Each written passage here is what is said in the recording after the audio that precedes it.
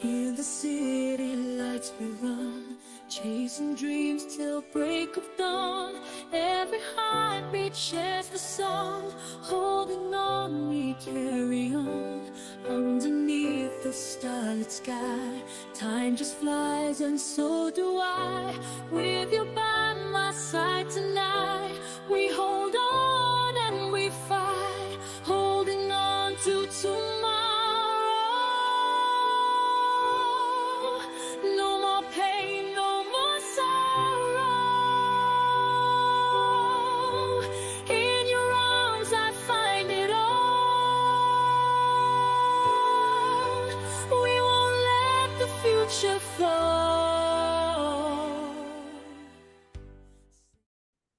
Saudara-saudara yang terkasih dalam nama Tuhan Yesus, dalam perjalanan Bapak dan Ibu ketika dalam melakukan kepemimpinan, bagaimanakah Bapak dan Ibu melakukan kepemimpinan yang otentik?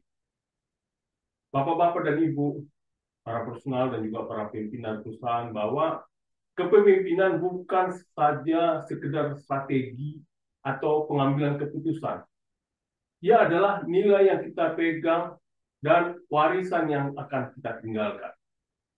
Hari ini, saudara-saudara yang terkasih dalam nama Tuhan Yesus, kita akan membahas bagaimana syukur dapat mendefinisikan ulang kepemimpinan Bapak dan Ibu. Juga dapat menginspirasi tim Bapak dan Ibu, dan juga bisa membangun dampak yang bertahan lama. Kita juga akan belajar dari bagaimana pengalaman seorang Daniel Zhang, yaitu adalah mantan CEO Alibaba, dan juga bagaimana nilai-nilai spiritual yang dia lakukan dalam bekerja dan prinsip bekerja yang mempengaruhi gaya kepemimpinannya. Saudara-saudara yang terkasih dalam nama Tuhan Yesus, mari kita mulai dan temukan kekuatan transformasi syukur dalam kepemimpinan.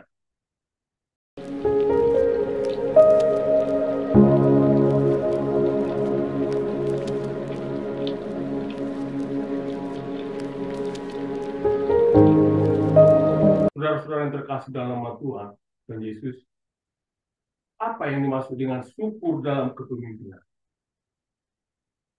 Nah, di sini kita akan melihat bahwa syukur adalah kemampuan untuk mengakui dan menghargai kontribusi dan juga menghargai peluang dan juga menghargai tantangan yang membentuk perjalanan Bapak dan Ibu. Nah, bagi seorang pemimpin, syukur bukan hanya kebajikan pribadi, tapi juga alat strategis. Bagaimana kita melakukannya? Yaitu adalah bagaimana kita bersyukur, membangun kepercayaan. Yaitu adalah bagaimana Bapak dan Ibu menghargai usaha tim Bapak dan Ibu. Dan juga bagaimana Bapak dan Ibu sebagai profesional menciptakan budaya saling menghormati. Juga rasa syukur mendorong kolaborasi. Nah, bagaimana Bapak dan Ibu juga mengakui kontribusi beragam, menginspirasi semangat kerja tim, semangat kerja bersama-sama di dalam tim Bapak dan Ibu. Dan juga syukur menopang ketahanan, yaitu bagaimana Bapak dan Ibu juga dibantu agar Bapak dan Ibu tetap teguh bahkan saat menghadapi tantangan, yaitu dengan fokus pada apa yang Bapak dan Ibu miliki, bukan apa yang hilang.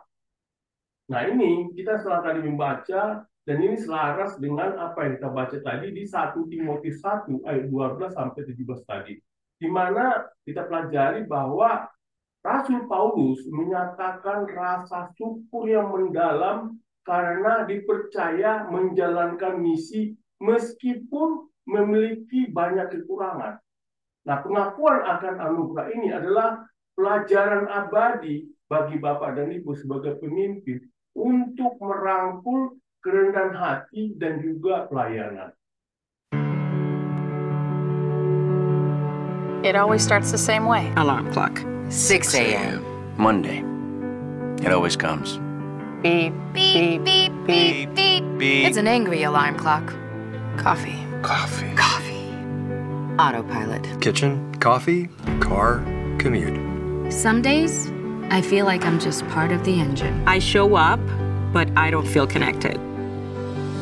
And then it begins. We go to work. It's hard work, but it's good work. I spent a lot of time with those people. Good times. Good times. Good times. You know that moment where you're doing something and then suddenly you realize how good it really is? You could just feel the energy. I love the people I work with. Just a great feeling. We made it happen. My team is amazing. I appreciate my team. Really appreciate them. I can't say thank you enough. Gracias por todo lo que hacen. Solving problems. Doing what's right. Makes me feel good. Work is good for you. My father used to say that. I still think that. It's in our nature. It's in our nature. This is my job. It's important to me. This is what I do, and I'm good at it. What I do matters, and it matters to me. I belong here. I care, and I want my company to care. They care. And that matters. Loving what I do. Respecting the company I work for. What I do is important. What I do is meaningful. What I do is fulfilling. What I do is appreciated. What I do is valued. What I do is my best work. Plus bon travail, moi. El mejor trabajo que hago. My best work. Nah, kita akan melihat bahwa bagaimana kita mempraktikkan syukur dalam kepemimpinan. Nah, kita bisa lihat dalam video ini tentang bagaimana rapat dalam suasana rapat di mana seorang pemimpin usaha mengucapkan terima kasih, juga menulis catatan penghargaan. Nah, di sini kita pelajari dari video ini bahwa syukur bukan hanya ucapan, melainkan tindakan nyata. Yaitu bagaimana kita melakukannya. Yaitu pertama adalah rayakan pencapaian kecil dan besar. Contohnya, ambil waktu untuk mengakui keberhasilan selama rapat, bahkan untuk pencapaian kecil. Yang kedua, ciptakan budaya pengakuan. Nah, di sini, di dalam ini juga, bagaimana seseorang itu, Bapak dan Ibu, mendorong tim Bapak dan Ibu untuk saling mengapresiasi kontribusi rekan kerja. Yang ketiga adalah personalisasi penghargaan. Nah, di sini perlu Bapak-Bapak dan Ibu melakukan adalah mengucapkan terima kasih yang spesifik, yaitu mengucapkan terima kasih yang spesifik yang lebih bermakna. Misalnya, terima kasih telah memimpin proyek ini. Perhatian Bapak dan Ibu pada detail itu sangat berarti. Dan keempat adalah renungkan dan catat. Nah, di akhir tulisan, tulislah 3 hal yang Bapak dan Ibu syukuri. Ya, ini tidak hanya membangun ketahanan pribadi, tapi juga menginspirasi kepemimpinan yang berbasis syukur. Ketika syukur menjadi kebiasaan, ia mengubah individu dan organisasi.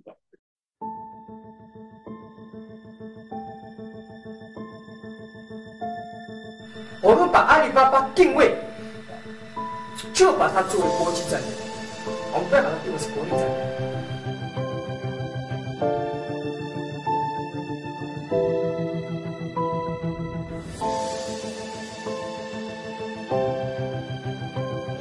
我们的使命是什么？我们的价值观是什么？这是非常非常重要。到昨天为止，我们公司不仅赚了1块钱，昨天我们从人民币上来说，我们赚了50万元。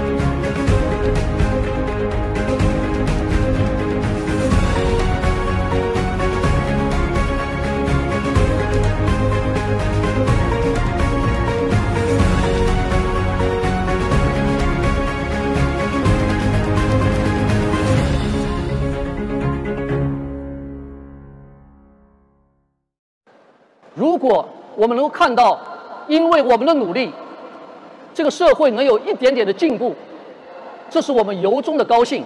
我们希望我们的客户、我们的合作伙伴过得比我们好。 Nah, sekarang kita bisa belajar bagaimana kepemimpinan seorang Daniel Zhang. Nah, kita bisa melihat dari video-video ini bagaimana pertumbuhan Alibaba dan juga yang dilakukan oleh Daniel Zhang seperti Hari Belanja Global dan juga dia berbicara di berbagai konferensi. Nah, kita bisa melihat dari beberapa cuplikan atau video atau gambar-gambar ini, kita melihat bahwa Daniel Zhang sebagai mantan CEO dari Alibaba adalah contoh nyata kepemimpinan berbasis syukur. Di bawah kepemimpinannya, Alibaba berkembang secara global dengan pendapatan yang melonjak dan merek yang menjadi ikon inovasi. Nah, yang membedakan adalah Zhang adalah komitmennya pada kepemimpinan etis yang berdasarkan syukur. Nah, dia sebagai seorang Kristen, Zhang sering mengakui bahwa kesuksesannya bukan usaha sendiri, melainkan perjalanan bersama tim, iman, dan anugerah ilahi. Apa-apa ya dalam pencapaian utama yang telah dilakukan oleh seorang Daniel Zhang, kita bisa catat di sini adalah memperkenalkan Festival Belanja Hari Jomblo yang kini menjadi acara belanja terbesar di dunia. Juga dia memimpin ekspansi Alibaba Cloud, yaitu menjadikannya pemimpin global dalam layanan cloud. Juga membentuk budaya organisasi kolaboratif di mana karyawan merasa dihargai dan diberdayakan. Nah, kita juga mempelajari bagaimana kepemimpinan dari Daniel Zhang ini. Nah, ini ada beberapa diagram tentang pertumbuhan Alibaba yang ada kita lihatkan di dalam gambar ini. Nah, dari gambar ini, apa yang kita pelajari dari seorang Daniel Zhang? Nah, di sini ada 3 hal yang kita pelajari, yaitu syukur untuk tim. Nah, di sini kita pelajari bahwa Zhang selalu menghargai kontribusi timnya, menginspirasi loyalitas dan inovasi.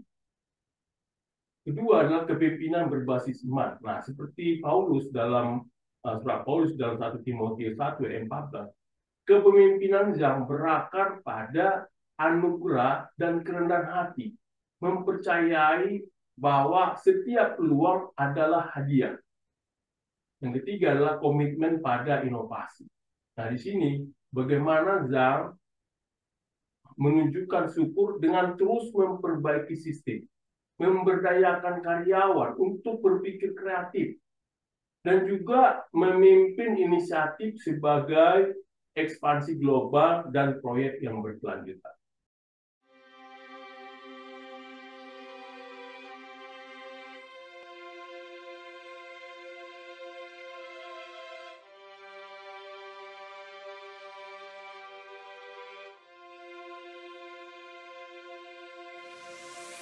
I thought leadership was easy. Many times I failed. I got so frustrated. But I began to realize that I was just relying on my own strength. Then, the Lord showed me how to rise up again. He made me realize that I can do all things,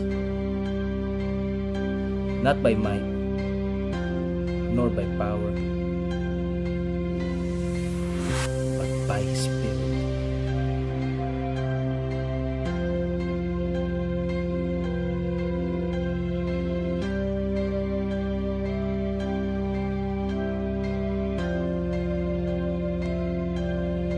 The Lord didn't just save me and sanctify me, but He has also sent me to lead others to Him.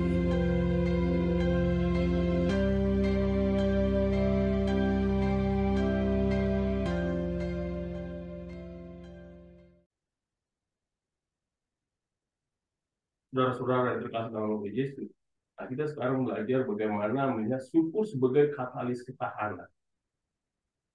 Nah, di sini kita bisa dalam visual ini kita bisa lihat gambar ini bagaimana seorang pemimpin menghadapi krisis dengan ide-ide kreatif.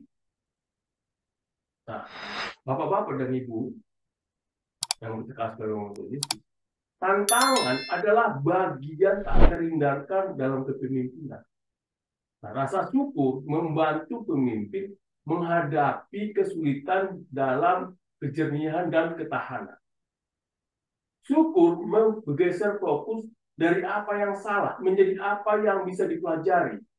Ia juga membangun ketahanan emosional, memungkinkan pemimpin bangkit dari kegagalan. Contohnya, kita belajar dari seorang Daniel Zhang menghadapi pengawasan regulasi secara ekspansi global Alibaba. Tetapi pendekatan rasa syukur membantunya tetap optimis dan inovatif.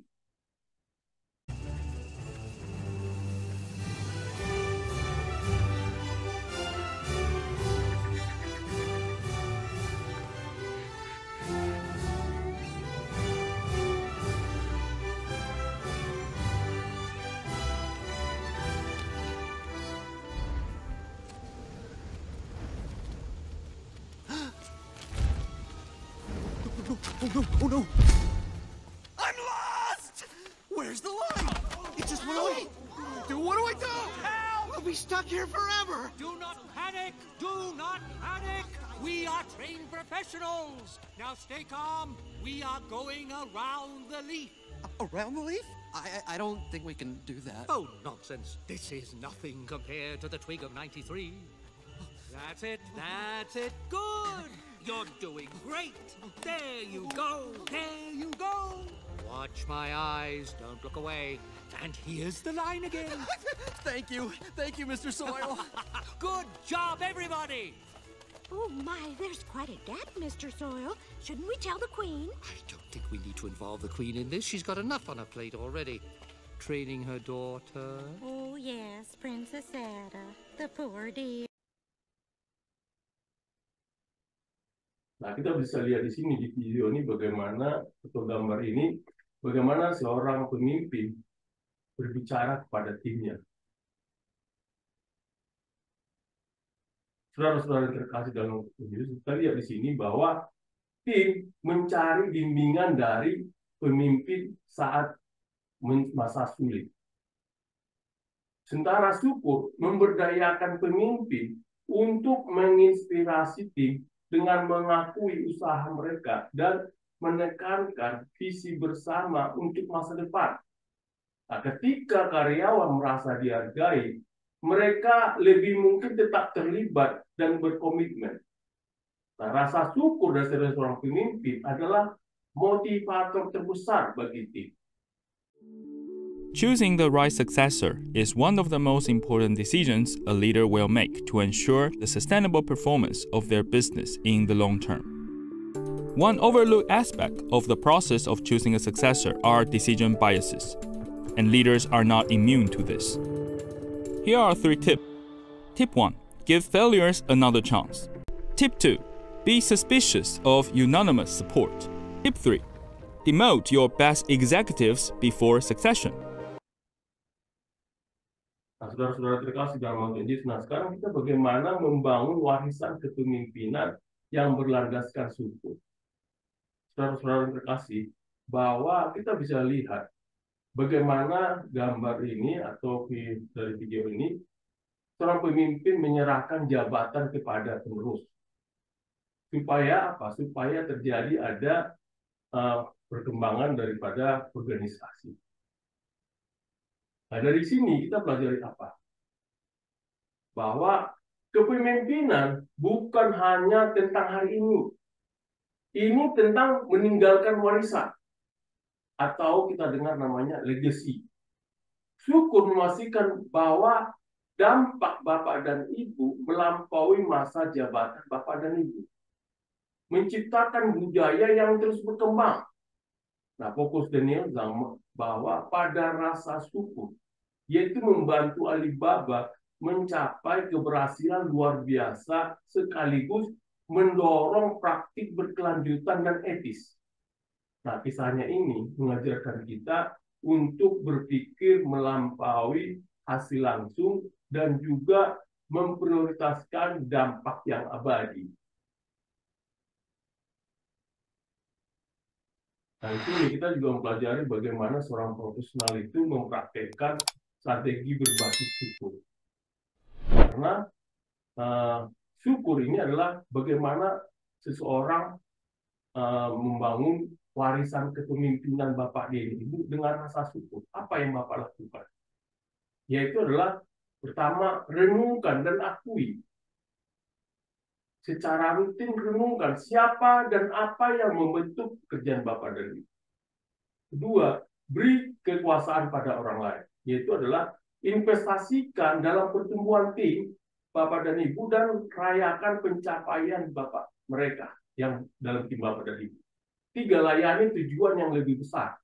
Yaitu bahwa Bapak dan Ibu menyelaraskan kepemimpinan Bapak dan Ibu dengan misi yang melampaui keuntungan pribadi.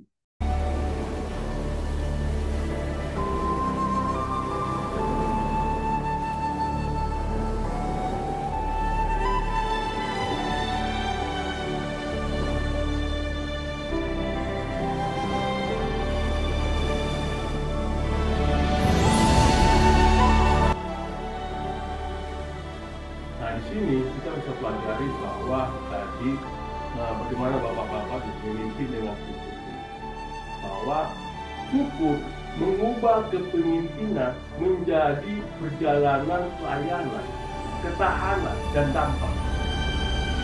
Biarkan syukur membimbing atau biarkan syukur membimbing keputusan, hubungan dan warisan atau legasi Bapak dan Ibu.